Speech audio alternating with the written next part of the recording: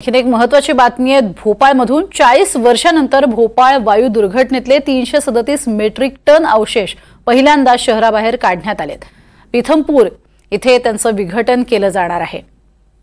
भोपाळ दुर्घटनेमध्ये अनेकांना जीव गमवावा लागला होता।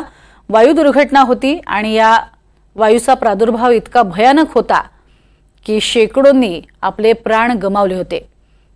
हा संपूर्ण परिसर येण्या जाण्यासाठी पूर्णपणे निषिद्ध करण्यात आलेला होता। पिथमपूरमध्ये आता विघटन करणारे नेमकं भोपाळ गॅस दुर्घटना काय आहे ते आपण जाणून घेतोय। मध्य प्रदेशची राजधानी भोपाळमध्ये 3 डिसेंबर 1984च्या रात्री वायू गळती झाली होती। भोपाळमधल्या युनियन कार्बाइड या अमेरिकन कंपनीमध्ये विषारी वायूची गळती झाली।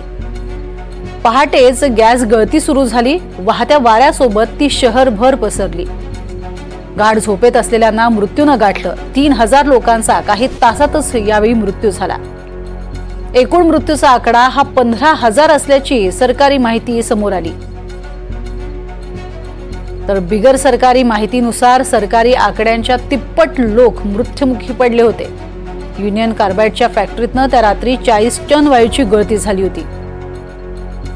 तर जवळपास 50000 लोकांना गॅस गळतीची इजा झाली। काहींना कायमचं अंधत्व आलं, अपंगत्व आलं। ज्या प्लांटमध्ये वायू गळती झाली तो जशास तसा ठेवला गेला। 40 वर्षांनंतर आता पहिल्यांदाच विषारी कचरा हटवण्यात आलाय।